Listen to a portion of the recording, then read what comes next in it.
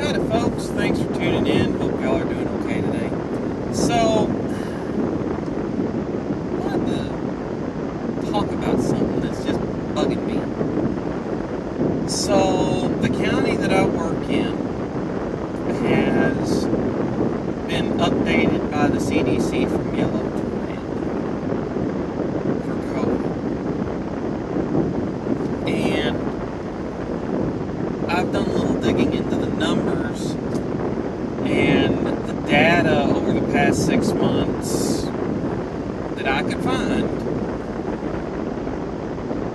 don't support doing that unless there's other metrics that I'm unaware of, or a new strain of COVID that hasn't been talked about as much. So I'll admit that there's that blind spot right there. But unless there's something going on that I haven't heard about, which I keep up with the news quite a bit, I listen to quite a bit while I'm at work, that doesn't seem to be the case. Well, anyway, so that's happening, and there's talks about bringing masks back at work, which wouldn't be a big deal if you didn't work in a factory in the summer with no air conditioning, and it's anywhere from 85 to 100 degrees in there. Basically, whatever the outside temperature is, you get to it. It doesn't cool off much overnight. So, that kind of stinks. And those masks hold a ton of heat to your face. But, I find it interesting that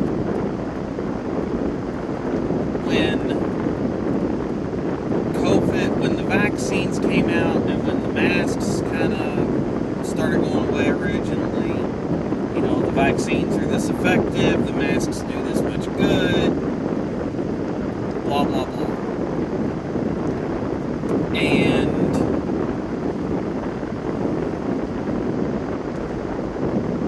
that doesn't seem to be the case one way or another, and Omicron is basically giving everybody some form of immunity to COVID, whether it's durable enough that you won't catch it again, or durable enough that if you catch it again, you'll have very mild symptoms, things like that. I find that interesting.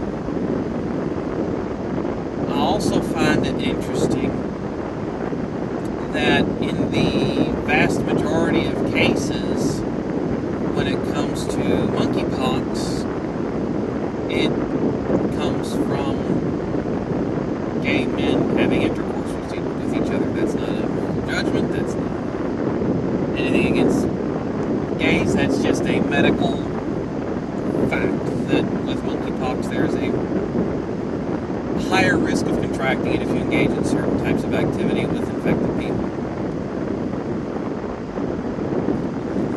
So I find it interesting that we can't talk about that in a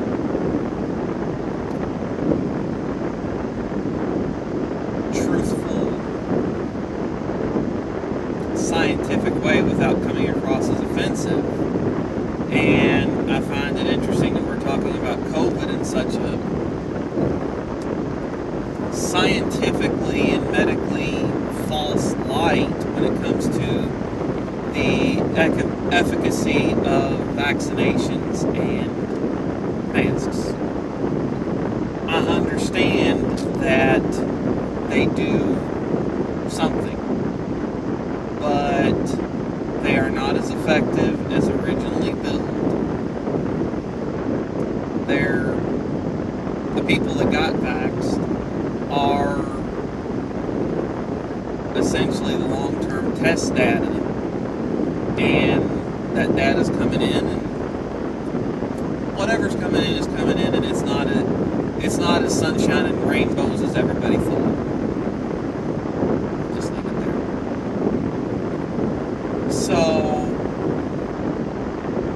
I'm very hesitant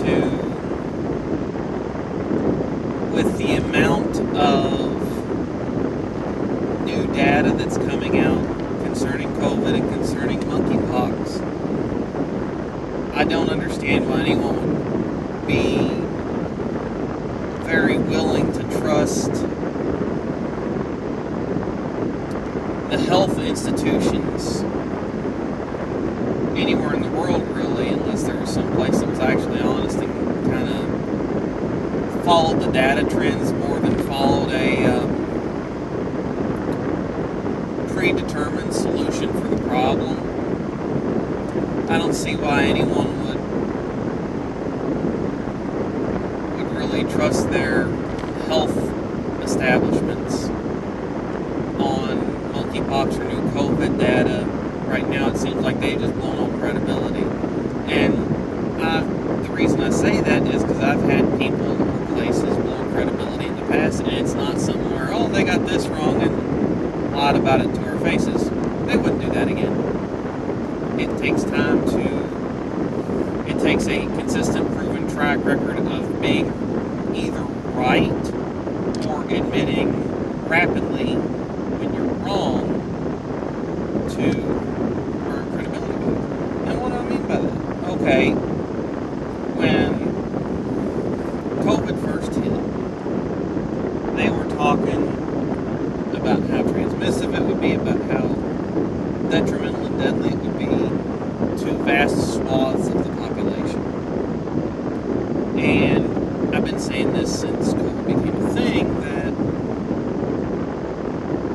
early on in the pandemic in the U.S., I didn't really have issue with much of anything that we did in the early months because we knew so little. As the data started coming in, and this mainly affects the elderly and those with certain pre-existing conditions such as diabetes, smokers, and those that are overweight. Once we realized that, I don't understand why we did everything that we did the way we did. Once we did it, just kind of irritated me. And I don't understand why revisions weren't made in the way that we were doing things. If they would have been honest enough to admit they got something wrong, or to admit not even necessarily wrong, just to say, hey, when we made these rules or these guidelines or suggestions or whatever, we did not have all the data, and so we made our best educated guess with the data we had.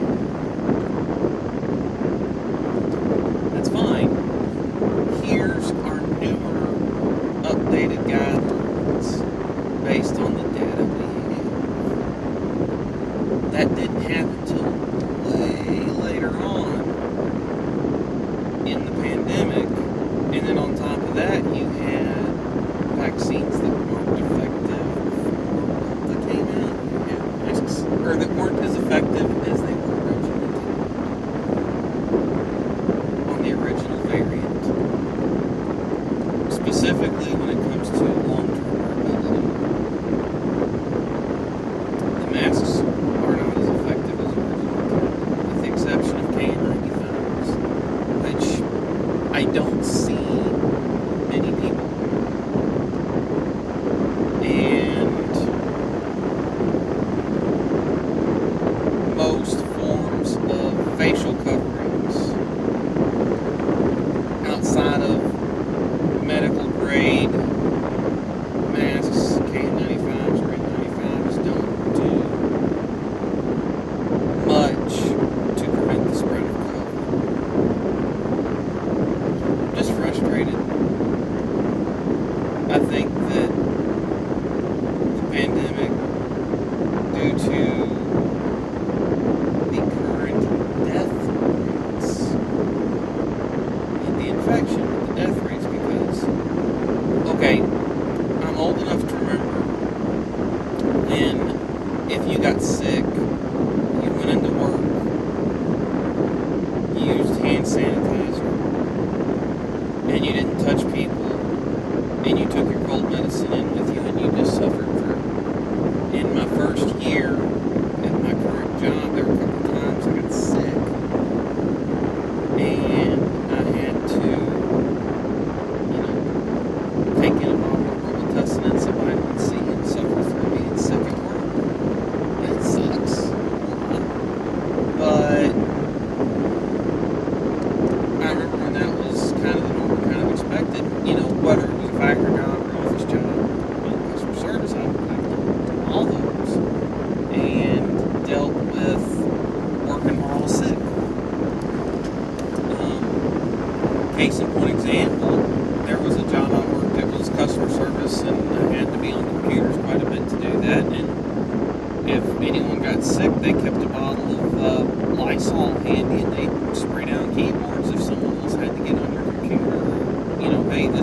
station today, and no one else is going to touch it, no matter what, because you don't want everybody to get sick.